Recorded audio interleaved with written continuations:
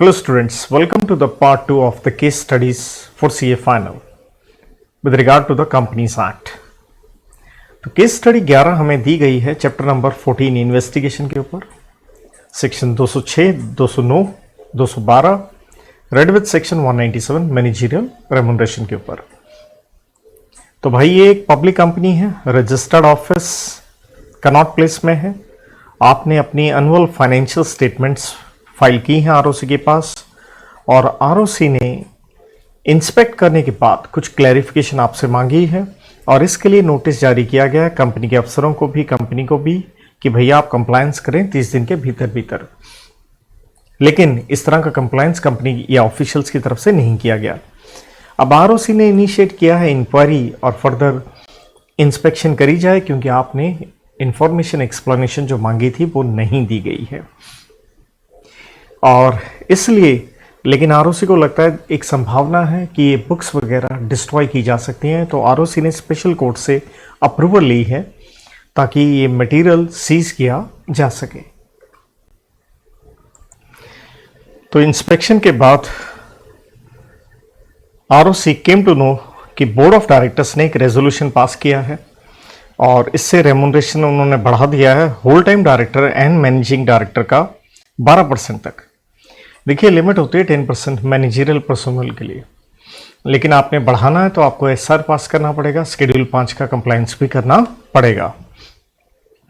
Prior to the inquiry 2 directors retire हो गए और रजिस्ट्रार इंस्पेक्शन के बाद उसे लगता है कि दे वर इन्वॉल्व इन कुछ dealings selling the assets of the company. तो देखिए रिदम में पैरा जा रहे हैं, तो मैं आगे से आगे पैरा पढ़ रहा हूं, नहीं तो हम क्वेश्चन सिलेक्ट कर सकते हैं जितना पैरा हमने पढ़ा है। तो रजिस्ट्रार ने कुछ क्लैरिफिकेशंस मांगी है दोनों से, लेकिन दोनों का कहना यह है कि भाई हम तो रिटायर हो चुके हैं, क्यों आए। तो 206 में पास्ट इंफॉर्मेशन बुलाना, इंफॉर्मेशन मांगना, ये आरओसी की पावर है, आपको देनी पड़ेगी। इंस्पेक्शन कंप्लीट होने के बाद आरओसी ने एक रिटर्न रिपोर्ट दी है सेंट्रल गवर्नमेंट को, सेक्शन 208 में जो दी जाती है, और उसमें कहा गया है कि कंपनी के खिलाफ इन्वेस्टिगेशन वगैरह होनी चाहिए। तो अब सेंट्रल गवर्नमेंट को भी लगता है इन्वेस्टिगेशन किया जाए, सफाइयों के द्वारा किया जाए, तो उन्होंने उसको डायरेक्शन दे दी है। लेकिन इंस्पेक्शन के दौरान सफाइयों को पता चलता है कि income tax authority already investigation कर रही है। तो हम सेक्शन 212 में पढ़ते हैं कि उनको रोकना पड़ेगा और सारे कागज कुगज सफाइयों को हैंड ओवर करना पड़ेगा, क्योंकि एक्सक्लूसिव राइट सिर्फ सफाइयों का है इन्वेस्टिगेशन से रिलेटेड। तो पहला क्वेश्चन ये है कि जब रिटर्न नोटिस के बाद भी आपने कोई इंफॉर्मेशन वगैरह नहीं दी तो रजिस्ट्रार आपके ऊपर क्या फाइन इंपोज कर सकता है। तो company and OID officer in default के ऊपर फाइन लगता है 1 लाख रुपए का और डेली का 500 रुपए का लग सकता है। तो option number A is the correct answer. Question 2, ROC ने सीज कर ली हैं बुक्स वगैरह, तो इसके लिए पूछा ये गया है कि after inspection what procedure is to be followed pertaining to such documents. तो जब आप 209 में डॉक्यूमेंट सीज करते हैं, आप अपने पास 180 डेज तक रख सकते हैं और उसके बाद आपको वापस करने होते हैं। So option number C, ROC is required to return the books. तो जो भी कॉपीज लेनी है वो ले सकते हैं। थर्ड में पूछा ही गया है रिक्विजिट रिक्वायरमेंट कि अगर आपने रेम्यूनरेशन बढ़ाना है तो एज आई टोल्ड यू कि आपको यहाँ पे स्पेशल रेजोल्यूशन पास करना होगा जनरल मीटिंग के अंदर और साथ में शेड्यूल 5 का कंप्लायंस करना पड़ेगा। So option number C is the correct answer. Fourth, अब वो जो एक्स डायरेक्टर्स थे जो रिटायर हो गए उनसे इंफॉर्मेशन बिल्कुल आरओसी मांग सकता है। तो सो ऑप्शन नंबर बी, आप उनको नोटिस दे सकते हैं। तो 5वां, जहां इन्वेस्टिगेशन आप सफाइयों के दौर से करवाना चाहते हो और ऑलरेडी इनकम टैक्स वाले कर रहे हैं, तो सफाइयों प्रोसीड करेगा और इनकम टैक्स अथॉरिटीज को अपनी इन्वेस्टिगेशन के ऊपर रोक लगानी पड़ेगी। So option number C. 12th question हमारा डॉर्मेंट कंपनी के ऊपर है, जिसके ऊपर हम पढ़ते हैं सेक्शन 455। उसके साथ है अपील टू अपीलेट ट्राइब्यूनल का सेक्शन नंबर 421, जहां हम ट्राइब्यूनल के ऑर्डर के अगेंस्ट अपीलेट ट्राइब्यूनल में जा सकते हैं। तो कहता है जी हमें एक प्राइवेट कंपनी 1 लाख है इक्विटी शेयर्स, तो ये 4 हमें दिख रहे हैं सब्सक्राइबर्स हैं कंपनी के और यही कंपनी के डायरेक्टर्स भी हैं।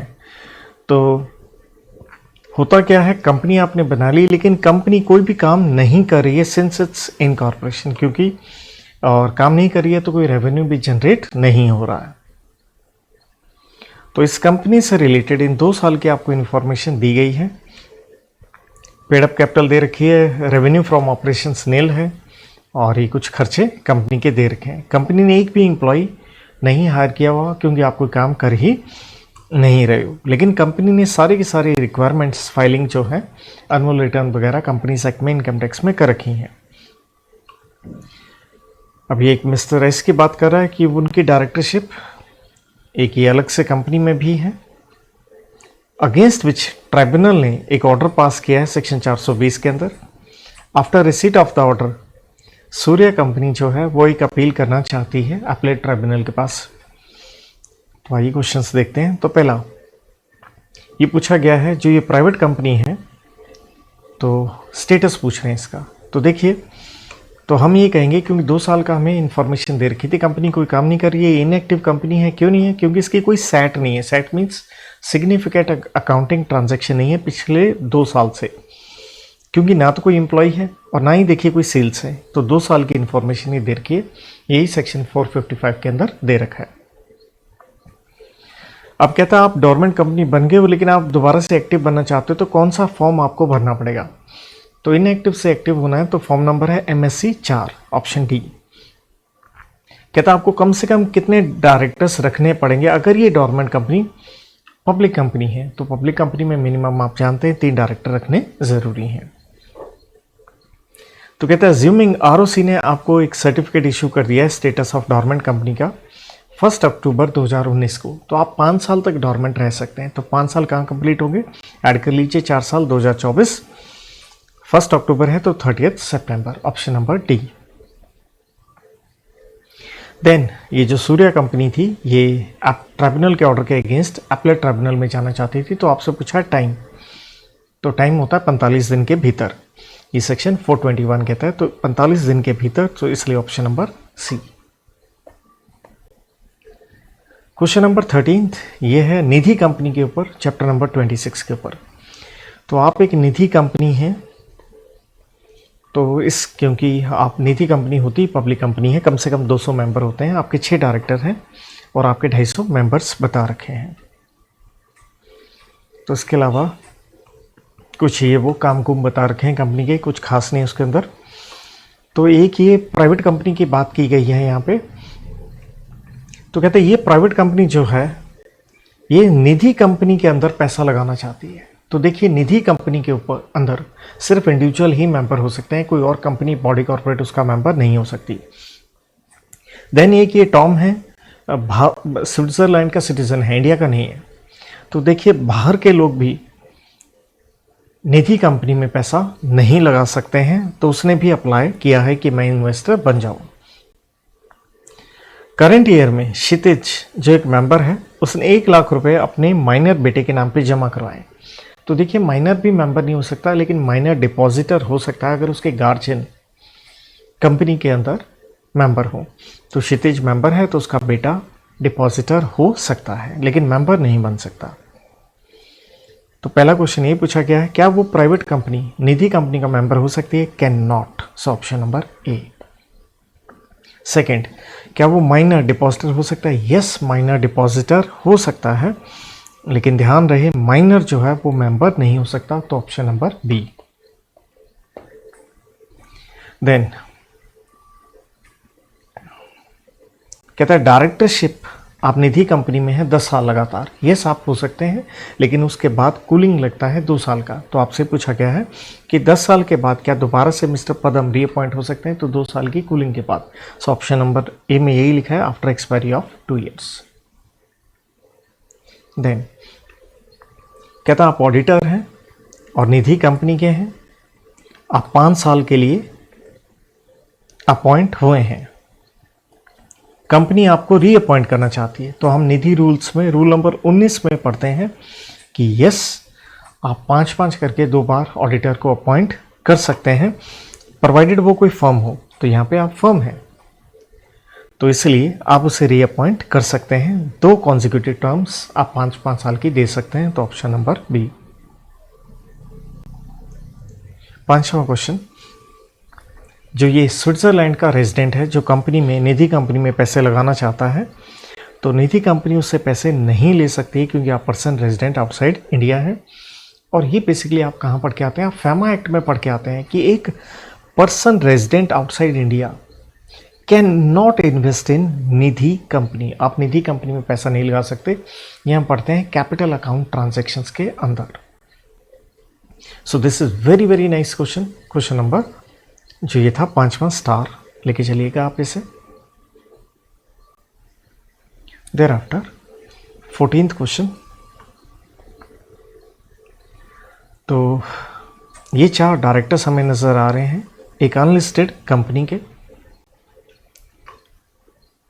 तो 2020 को कहता है कंपनी की पेड अप कैपिटल बता रखी है, फ्री रिजर्व बता रखे हैं, टर्नओवर बता रखी है, बोरिंग्स बता रखी हैं, और कहता है इन्वेस्टमेंट में आपने इन्वेस्टमेंट कर रखी है अदर कंपनीज के अंदर। तो पक्का ये क्वेश्चन सेक्शन 186 पे हो गया, LIG लोन इन्वेस्टमेंट गारंटी, जहाँ हम 2 लिमिट पढ़ते हैं, 100% वाली एंड 60% वाली, विच एवर इज हायर। उसके बाद भी अगर आपने इन्वेस्ट करना हो तो आपको एक स्पेशल रेजोल्यूशन पास करना पड़ता है। कहता प्रपोजल ये है, कंपनी लोन देना चाहती है 15 करोड़ का। तो ध्यान दीजिए, आपने ऑलरेडी लोन दे रखा है 40 लाख का, 15 लाख का आप और देना चाहते हैं, तो ये हो गया जी 55 लाख, राइट। और अगर आप कंपनी की पेड अप कैपिटल, लाख नहीं है सॉरी करोड़ है, अगर आप कंपनी की पेड अप कैपिटल देखते हैं तो 60 करोड़ है, रिजर्व्स 25 करोड़ है, तो आप उसके ऊपर 60% कंप्यूट करेंगे 85 करोड़ का। और दूसरी लिमिट होती है 100% of reserves which ever is higher. तो हमें ये सॉल्व करके पक्का आगे देखना पड़ेगा। तो देखिए आगे पैर में ये लिखा है कि भाई कुछ बोर्ड मीटिंग्स होती हैं और कुछ डायरेक्टर्स ने लीव ऑफ एब्सेंस के साथ कुछ बोर्ड मीटिंग अटेंड नहीं करी। ठीक है जी। यथार्थ एक डायरेक्टर हैं, वो अपना ऑफिस किसी और को देना चाहते हैं, लेकिन नहीं, ऑल्टरनेट डायरेक्टर अपॉइंट करने की पावर बोर्ड की होती है, आप ऐसा कर नहीं सकते। युवराज जो है एक डायरेक्टर हैं, वो उन्होंने अपने पर्सनल फ्रंट पे, क्योंकि ये कंपनी रियल एस्टेट कंपनी है, तो एक अपार्टमेंट खरीद लिया है 50 लाख का अपनी बेटी के लिए, और 40 लाख उन्होंने कैश में दे दिए हैं, और बाकी वो 10 लाख इक्वल इंस्टॉलमेंट्स में देना चाहते हैं। तो हम 185 में पढ़ते हैं कंपनी अपने डायरेक्टर को लोन नहीं देगी। और यहाँ पे आप कंपनी का काम ही है उधार में, या कह लीजिए रियल एस्टेट में फ्लैट बेचना, तो आपने उधार में सामान बेचा है, तो ये एक बुक डेट हुआ, डेटर क्रिएट होता है, तो आप ऐसा कर सकते हैं, आप 10 लाख की इंस्टॉलमेंट में अलाउ कर सकते हैं सेक्शन 185। पहला क्वेश्चन हमसे ये पूछता है कि कंपनी ने कोई वुमेन डायरेक्टर नहीं अपॉइंट किया। वुमेन डायरेक्टर की हम लिमिट पढ़ते हैं, जानते हैं 100 करोड़ का पेड अप कैपिटल या टर्नओवर हो 350 करोड़ का, तो यहाँ पे टर्नओवर ही 450 करोड़ के करीब थी। सो ऑप्शन सी, इस कंपनी को वुमेन डायरेक्टर अपॉइंट करना पड़ेगा।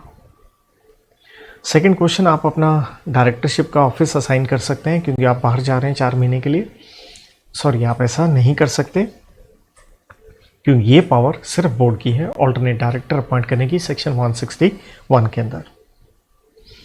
यश एक डायरेक्टर है, 6 बोर्ड मीटिंग उसने अटेंड नहीं करी है इस पीरियड के दौरान। देखिए ये टाइम पीरियड 1 साल 12 महीने नहीं बनता, तो उसके ऊपर 167 का वेकेशन ऑफ ऑफिस नहीं लगेगा, तो is not required to vacate his office क्योंकि अभी 12 महीने पूरे नहीं हुए। ऑप्शन नंबर सी।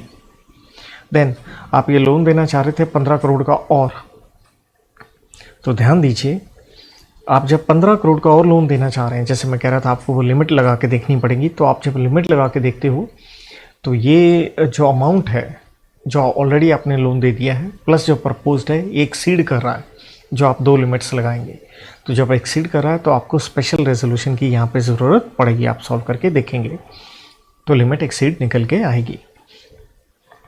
5वां क्वेश्चन, जो डायरेक्टर ने ये फ्लैट लिया था और 10 लाख की इंस्टॉलमेंट बनाई थी, तो इसे हम लोन नहीं मानते हैं as per section number 185। Next question जो है वो independent director, small share holder director, और ये कुछ जो बोर्ड की पावर है SR से पास करनी होती है सेक्शन 180 में, एंड रेमुनरेशन के ऊपर है। तो आप एक लिस्टेड कंपनी है, आपके यहाँ पे 13 डायरेक्टर हैं। रोहित आपके होल टाइम डायरेक्टर हैं, अनीशा आपकी वुमेन डायरेक्टर है, और यहाँ पे हमें नज़र आ रहे हैं 3 आपके इंडिपेंडेंट डायरेक्टर भी। आप लिस्टेड कंपनी हैं तो कम से कम आपको 149 के अंदर 1/3 इंडिपेंडेंट डायरेक्टर रखने पड़ते हैं। तो कहता है मिस्टर सुनील जो हैं एक और, ये भी रिसेंटली इंडिपेंडेंट डायरेक्टर अपॉइंट हुए हैं। आर्टिकल्स कंपनी के ये कहते हैं कि मैक्सिमम डायरेक्टर 15 होंगे, प्रेजेंटली 13 हैं, और बोर्ड चाहता है कि डायरेक्टर्स बढ़ा के 17 कर दिए जाएं। कंपनी के 1000 शेयर होल्डर हैं। Small share holder mister Jafar को अपना डायरेक्टर अपॉइंट करना चाहते हैं। ये 1000 टोटल दे रखे हैं, हमें स्मॉल शेयर होल्डर नहीं बताया। तो जाफर के पास ऑलरेडी कंपनी के कुछ शेयर्स वगैरह भी हैं। तो कहते हैं इसके लिए कंपनी की मीटिंग बुलाई जाती है और एक 3 दिन का प्रायर नोटिस जारी किया जाता है बोर्ड मीटिंग के लिए, जबकि बोर्ड मीटिंग का टाइम पीरियड होता है नोटिस के लिए 173 में 7 दिन का। लेकिन आप शॉर्ट नोटिस दे सकते हैं, प्रोवाइडेड उसमें एक इंडिपेंडेंट डायरेक्टर जरूर आए या आप उससे रेटिफिकेशन करवाएं।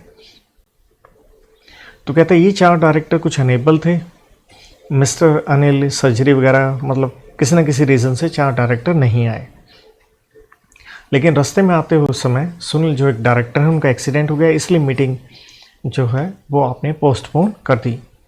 अब बोर्ड मीटिंग होती है 12 जनवरी को, और एजेंडा था कि सिटिंग फीस डायरेक्टर्स की बढ़ा दी जाए और कंपनी की एक अंडरटेकिंग बेच दी जाए। तो अंडरटेकिंग बेचेंगे तो सेक्शन 180 लगा 1 क्लॉज है, तो वहाँ पे आपको एसआर पहले पास करना पड़ता है। तो सिटिंग फीस से रिलेटेड बात ये हुई है कि हर डायरेक्टर की 36,000 सिटिंग फीस है, लेकिन बोर्ड को लगता है कि पिछले 1 साल से रिस्पॉन्सिबिलिटी वुमेन डायरेक्टर और इंडिपेंडेंट की बढ़ गई है, तो इसलिए इन दोनों की, क्योंकि एक तरह से फुल टाइम काम कर रहे हैं, तो इन दोनों डायरेक्टर की हम रेमुनरेशन बढ़ा के 40,000 कर दें। तो देखिए हम 197 में ये पढ़ते हैं, वुमेन और इंडिपेंडेंट डायरेक्टर की सिटिंग फीस बाकी डायरेक्टर से कम नहीं हो सकती, बाकी 1 लाख रुपए तक आप कर सकते हैं, तो कोई दिक्कत वाली बात नहीं है। तो अब आप अंडरटेकिंग किसी और को बेच रहे हैं तो इसके लिए आपको एसआर चाहिए। तो ये सारे के सारे पैरे मैंने सीधे पढ़ दिए क्योंकि फ्लो में जा रहे थे। तो पहला क्वेश्चन, सुनील जो है इंडिपेंडेंट डायरेक्टर बने हैं, डू यू थिंक क्या उनको डिक्लेरेशन देनी पड़ेगी? यस, इंडिपेंडेंट डायरेक्टर बनते ही आपको डिक्लेरेशन 3 लेवल में देनी पड़ती है, और सबसे पहले आपको पहली बोर्ड मीटिंग जिसमें आप पार्टिसिपेट करते हैं अपॉइंटमेंट के बाद, ऑप्शन नंबर बी। तो कहता आपके 13 डायरेक्टर हैं, आप 17 करना चाहते हैं, तो देखिए 15 की लिमिट होती है, 17 अगर आपने करने हैं तो आपको स्पेशल रेजोल्यूशन पास करना पड़ेगा 149 में, so option number B. Small share holder Jafar को अपना डायरेक्टर अपॉइंट करना चाहते हैं, तो आपसे पूछा गया इसके लिए नोटिस जो दिया जाएगा कंपनी को वो कितने स्मॉल शेयर होल्डर होने चाहिए, तो कम से कम चाहिए 1000 या 10% of small share holder which ever is less. So यहाँ देखिए समस्या क्या आ गई, हमें दे रखा था 100, क्या हुआ 10% हुआ, हमें 1000 दे रखे थे। देखिए मेंबर बताए थे हमें 1000, लेकिन यहाँ ये नहीं लिखा था स्मॉल शेयर होल्डर। लेकिन जब हम ऑप्शन देखते हैं जा करके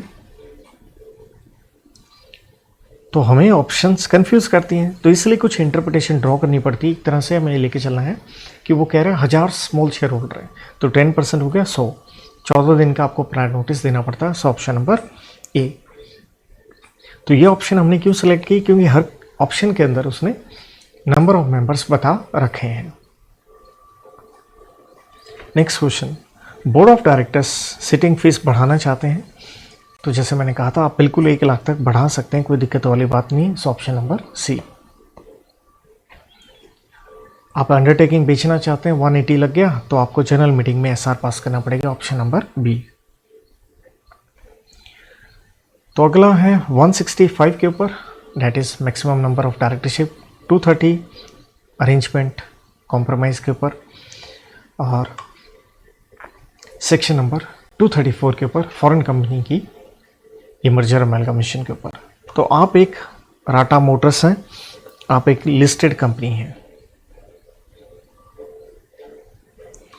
तो आप एक्सपेंशन के लिए देख रहे हैं, तो इट मेड अ प्रपोजल, तो ये एक एलएलपी है और एक और एलएलपी है प्लूटो। तो ये दो एलएलपी के साथ एलएलपी बॉडी कॉर्पोरेट होगी, राइट। और ये दोनों की दोनों एलएलपी देखिए कहाँ की है, मॉरिशस की है।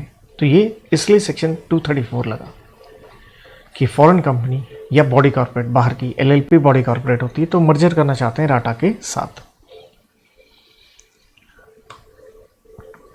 साथ में एक प्रपोजल एक और कंपनी मार्स लिमिटेड को दिया जा रहा है, जिसकी पेड कैपिटल 8 करोड़ है कि वो भी मर्ज हो जाए।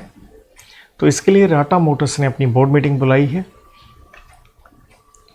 मीटिंग के दौरान ये जो डायरेक्टर हैं उन्होंने कहा कि मिस्टर भास्कर जो दूसरा डायरेक्टर है कि वो 21 कंपनी में डायरेक्टर है, तो लिमिट होती है 20 की, जिसमें से 11 प्राइवेट कंपनी है, 10 हो सकती हैं। अगर पब्लिक 10 हो तो 10-10 की limit, including bright private limited a subsidiary of Mars limited. तो हम ये पढ़ते हैं अगर कोई प्राइवेट कंपनी या तो होल्डिंग हो या सब्सिडरी हो पब्लिक कंपनी की, तो उसे हम पब्लिक कंपनी की डेफिनेशन में लेके चलते हैं इस सेक्शन के लिए। तो इसलिए हमें इसको 11 नहीं मानना चाहिए, प्राइवेट को 10 मानना चाहिए और इस एक को पब्लिक मानना चाहिए, और 10 पब्लिक हैं तो ये 11 होगी।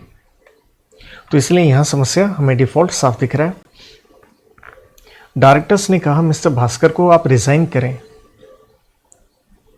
तो आपको रेजिग्नेशन देना होगा 168 के मुताबिक ये कहा गया। भास्कर साहब ने इस चीज़ को अवॉइड कर दिया कि उन्होंने कोई वायलेशन 165 का नहीं किया है, क्योंकि उन्होंने कहा कि बूस्ट प्राइवेट लिमिटेड एक डोरमेंट कंपनी है। तो भाई डोरमेंट को तो हम काउंटिंग में नहीं लेते, तो यहाँ पे ये ठीक है, चलिए।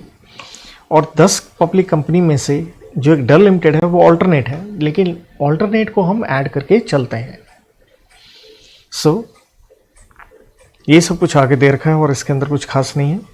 अब paid up share capital rata की बता रखी है 9 करोड़ 900 मेंबर्स हैं, और मीटिंग बुलाई जाती है मर्जर के लिए मार्स लिमिटेड के साथ। मीटिंग अटेंड करते हैं 440 मेंबर्स इन पर्सन।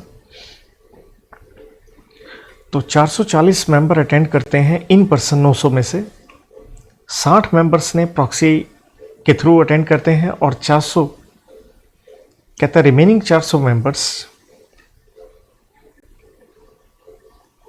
तो 440 पर्सन में हो गए, 60 हो गए प्रॉक्सी, तो टोटल 500 ने अटेंड करी है।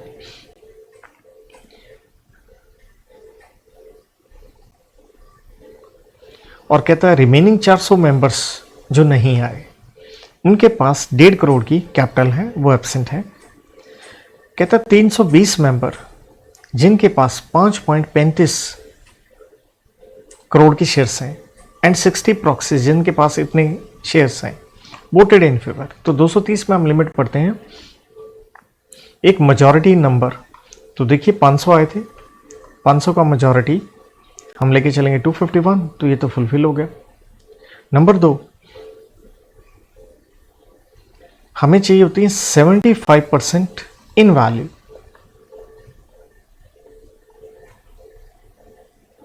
तो वैल्यू भी हम देखते हैं, तो 9 करोड़ है, जिसमें से जो एब्सेंट है उनके पास 1.5 करोड़ है, तो डैट मीन्स पीछे बचा 7.5 करोड़। अब 7.5 करोड़ के ऊपर आप ये निकालेंगे परसेंटेज, तो ये कंडीशन 75% वाली सेटिस्फाई हो रही है। सो 230 का यहाँ कंप्लायंस हो रहा है हमारा। कहता अब इस अमेलगमेशन की वजह से कई लोगों की नौकरी जाएगी, loss their office. Mister Ram MD हैं, mister Lakshman whole time director हैं, मिस्टर भरत एक पार्ट टाइम डायरेक्टर है। तो देखिए हम सेक्शन 202 पढ़ते होते हैं कि मैनेजरियल पर्सोनल को अगर उनकी नौकरी जाती है तो कॉम्पनसेशन मिलना चाहिए। तो यहाँ पे मैनेजरियल पर्सोनल हो गए हमारे, तो एक तो एमडी साहब हो गए, एक होल टाइम डायरेक्टर जिनका नाम है Ram and Lakshman. Part time वाले के ऊपर 202 नहीं लगता है, तो उन्होंने कॉम्पनसेशन मांगा है। लक्ष्मण ने कहा on the basis of his merit, लेकिन वो अपॉइंट हो गया मैनेजर राटा में, तो आपको यहाँ पे कोई कॉम्पनसेशन नहीं मिलेगा क्योंकि आपका कोई लॉस ऑफ ऑफिस लक्ष्मण का नहीं है। तो कंपनी ने कॉम्पनसेशन नहीं दिया। 5 members Mars limited believe that transfer of funds and assets will be affecting their interest. तो उनमें से 120 मेंबर्स ने आउट ऑफ 1500 मेंबर्स डिसाइड किया है to file an application for NCLT. तो देखिए कॉम्प्रोमाइज अरेंजमेंट के खिलाफ सेक्शन 230 में अगर 10% मेंबर्स हैं जो कि यहाँ नहीं बन रहे तो वो डिसेंटिंग हो सकते हैं। तो पहला क्वेश्चन ये है, whether the decision of board of not moving the resolution for removal of Bhaskar is valid. नहीं, क्योंकि वहां उसकी पब्लिक कंपनी 11 हुई पड़ी थी तो वो वैलिड नहीं है। तो हम कहेंगे no, because he can hold directorship in maximum 10 public company, वहाँ 11 थी तो आपको उसको निकालना बनता है। सेकंड क्वेश्चन, क्या मार्स लिमिटेड करेक्ट है कॉम्पनसेशन नहीं देने में? देखिए आपको एक को तो देना पड़ेगा मिस्टर राम को, क्योंकि वो अमेलगमेटेड कंपनी में अपॉइंट जो मर्जर हुई है तो उसमें अपॉइंट नहीं हुआ है। अब करेक्ट स्टेटमेंट पढ़ी है तो ये जो एलएलपी थी, क्योंकि ये बॉडी कॉर्पोरेट होती है, सेक्शन 234 लग जाता है, क्या वो अमेलगमेट हो सकती है टाटा मोटर्स के साथ? यस हो सकती है, क्योंकि 234 में वर्ड बॉडी कॉर्पोरेट है। तो this is a very good question, star question, take good care.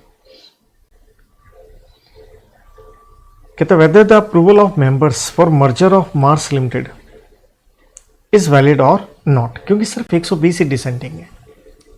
तो डैट मीन्स हमें तो मेजॉरिटी नंबर चाहिए। तो yes, as majority of persons representing required value of shares, तो वो प्रेजेंट है तो वो ठीक रहेगा। नेक्स्ट क्वेश्चन, पिटीशन फाइल की है कुछ एक मेंबर्स ने of Mars limited, will be maintainable assuming the proposal made by Tata Motors to Mars Limited was a takeover offer and not merger offer। तो कह रहा है क्या हम एनसीएलटी में जा सकते हैं अगर ये मर्जर के बजाय टेक ओवर ऑफर हो? तो टेक ओवर के ऊपर हम 230 में पढ़ते हैं कि अगर 90% शेयर्स होल्डर्स ऑलरेडी एक ग्रुप है तो बाकी आप 10% ले सकते हैं, उसमें एनसीएलटी के पास आप नहीं जा सकते टेक ओवर में। 17th और अगले 2-3 ये मैं कहूँगा क्वेश्चन लगभग सिमिलर है, इसी चैप्टर के ऊपर है, चैप्टर नंबर आपके 15 कॉम्प्रोमाइज अरेंजमेंट के ऊपर, सेक्शन 230 के ऊपर। तो आप एक पब्लिक कंपनी है, आपकी पेड अप कैपिटल 25 करोड़ रुपए है और ये 25 करोड़ ही शेयर हैं, क्योंकि एक शेयर 1 रुपए का और आप लिस्टेड है। अब अरेंजमेंट की स्कीम एनसीएलटी के पास फाइल की गई है कि non convertible redeemable debenture bonus के रूप में मेंबर्स को दे दिए जाएं आउट ऑफ एक्यूमुलेटेड प्रॉफिट्स। तो यहां आप अपने मेंबर्स को बोनस शेयर नहीं दे रहे, बोनस के रूप में डिबेंचर दे रहे हैं। और आप कितने दे रहे हैं ये ध्यान देने वाली बात है। आप एक डिबेंचर दे रहे हैं लेकिन एक 30 रुपए का है हर एक शेयर के बदले। तो ध्यान रहे, शेयर से ऊपर हमने पढ़ा था 25 करोड़, तो 25 करोड़ शेयर के पीछे 25 करोड़ डिबेंचर है, लेकिन एक डिबेंचर 30 रुपए का है और कंपनी के मेंबर्स बताए गए हैं 1,25,000। तो कहता है इससे रिलेटेड ट्राइब्यूनल का ऑर्डर आ जाता है कि मीटिंग बुलाई जाए इक्विटी शेयर होल्डर्स की, और 230 से 32 का कंप्लायंस करते हुए ये स्कीम एग्री कर दी गई है। Majority of persons representing, majority means more than 50% in number भी हो गया और 75% इन वैल्यू के द्वारा भी हो गया। पहला क्वेश्चन आपसे ये पूछता है, बताइए कितने एक्यूमुलेटेड प्रॉफिट हमें होने चाहिए ताकि डिबेंचर इशू कर सकें। तो 25 करोड़ देखिए इक्विटी शेयर थे, एक के बदले एक डिबेंचर 25 करोड़ हो गया, लेकिन एक डिबेंचर 30 का, मल्टीप्लाई कर दीजिए तो ये अमाउंट आ गया एक्यूमुलेटेड प्रॉफिट्स का। कहता scheme of arrangement to be क्या होना चाहिए, agreed by members of the company. Yes, बिल्कुल होना चाहिए। Majority members and 75% in value के द्वारा होना चाहिए, चाहे आप वोट डालें इन पर्सन, बाय प्रॉक्सी या postal ballot, option number C. ये 230 में हम पढ़ते हैं। कहता बताइए कितने इक्विटी शेयर्स होने चाहिए to be held by members voting in favour 75% देखना हमें। तो देखिए 25 करोड़ का 75% निकाल लीजिए, इक्वल टू का साइन है तो इसलिए ये सी ऑप्शन मत टिक कर लीजिएगा क्योंकि यहाँ मोर देन लिखा है। तो ये आ गया और मोर, 75% और मोर। कहते कितने मेंबर्स एग्री करें स्कीम ऑफ अरेंजमेंट को, मोर देन 50% हम कहते हैं जो मीटिंग में आए और वोट डालें। तो कहता है 40% मेंबर ही आए और उसमें से कहने का मतलब है 30% ने वोट डाला तो 10% मीटिंग में आ गए, बट वो एब्सटेंड हो गए, उसको कंसिडर नहीं करते। 1,25,000 मेंबर थे, उसका 30% निकालो और उसका मोर देन 50% आप निकालेंगे तो ये ऑप्शन नंबर ए बनती है आगे। अगेन सेम क्वेश्चन है, मैंने कहा था अगले 2-3 क्वेश्चन लगभग सेम है। तो देखिए यहाँ पे भी आप एक पब्लिक कंपनी है और पता नहीं इंस्टीट्यूट ने सेम एक जैसी कैसे केस स्टडी जारी कर दी, बट यहाँ पे बस 30 करोड़ इक्विटी शेयर्स हैं। अगेन आप लिस्टेड है, अगेन आप यहाँ पे क्या देना चाहते हैं, वही बोनस शेयर, एक के बदले एक। और फर्क अब की बार ये है, अब डिबेंचर एक 20 रुपये का है और नंबर ऑफ मेंबर्स 50,000 है। बाकी लगभग सारा कॉपी पेस्ट सब कुछ आ रहा है। हाँ, एक लास्ट पैरे में एक अलग चीज़ है, एनसीएलटी का जो ऑर्डर आता है 2 अगस्त का है, लेकिन आपको रिसीव होता है 6 अगस्त को। तो एनसीएलटी का जब ऑर्डर आता है, जिस दिन आपको रिसीव होता है उसके अगले 30 दिन में आपने आरओसी को फाइलिंग करनी होती है। तो यहाँ से हम 30 दिन देखेंगे। तो पहले तो ये पूछा, बताइए कितने डिबेंचर्स कंपनी को इश्यू करने पड़ेंगे। तो जैसे यहाँ पे इक्विटी शेयर 30 करोड़ थे, एक के बदले एक दे रहे हो तो 30 करोड़ हो गया। अगला सेम वही पूछ रहा है, कितने हमारे पास प्रॉफिट्स होने चाहिए। तो 30 करोड़ डिबेंचर है, एक डिबेंचर 20 का है, सेम क्वेश्चन हो गया। और पूछा लास्ट डेट ऑफ फाइलिंग, तो जैसे मैंने कहा था आप 6 अगस्त से 30 दिन आप ऐड करेंगे तो अगस्त के 25 हो गए, 5 सितंबर के, तो ऑप्शन नंबर बी। बस ये क्वेश्चन डिफरेंट है। आगे पूछ रहा है, बताइए कितने इक्विटी शेयर्स मेंबर्स के पास होने चाहिए। वो 75% की जो हम कहते हैं कंडीशन, 30 करोड़ थे उसका 75% ले लीजिए, ये आ गया। तो क्वेश्चन में डिफरेंट क्या है, यहाँ पे इस क्वेश्चन में उसने ये नहीं पता है मीटिंग में कितने आए, तो इसलिए क्वेश्चन भी सीधा पूछा है, तो क्वेश्चनों में फर्क जरूर है। देन कहता है बताइए कितने मेंबर्स एग्री करें। तो हम कहते हैं मोर देन 50%। तो 50,000 मेंबर थे, कहता है सिर्फ 40% अगर आते हैं तो 50,000 का 40% निकालेंगे और उसका मोर देन 50% हमें देखना है। So that will come option number ए।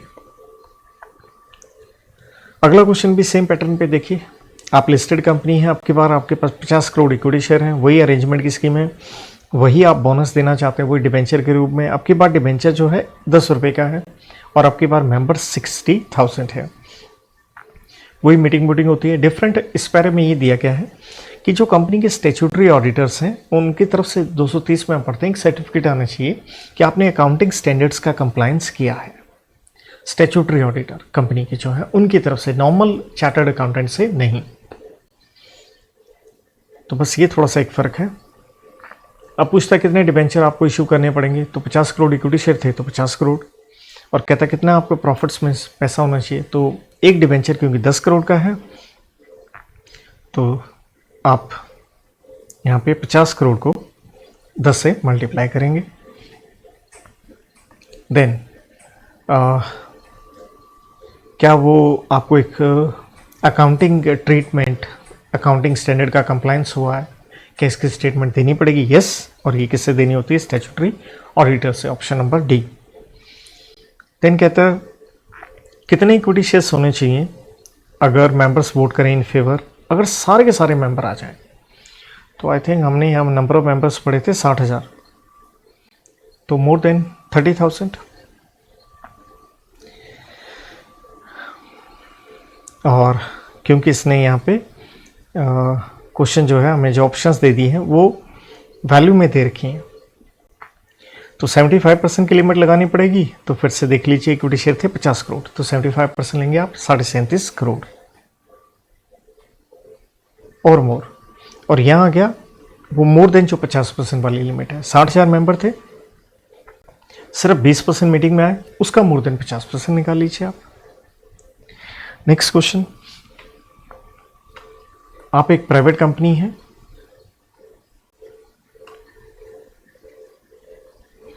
और आप होली ओन्ड सब्सिडरी हैं इस पब्लिक की। तो ऐसे प्राइवेट कंपनी जब आप सब्सिडरी होते हैं पब्लिक की तो आप भी पब्लिक बन जाते हैं। सो पेड अप कैपिटल कंपनी की बता रखी है 10 करोड़ है इस प्राइवेट कंपनी की, और ये जो JKL है जो पब्लिक कंपनी है उसकी पेड अप कैपिटल आपको 50 करोड़ बता रखी है।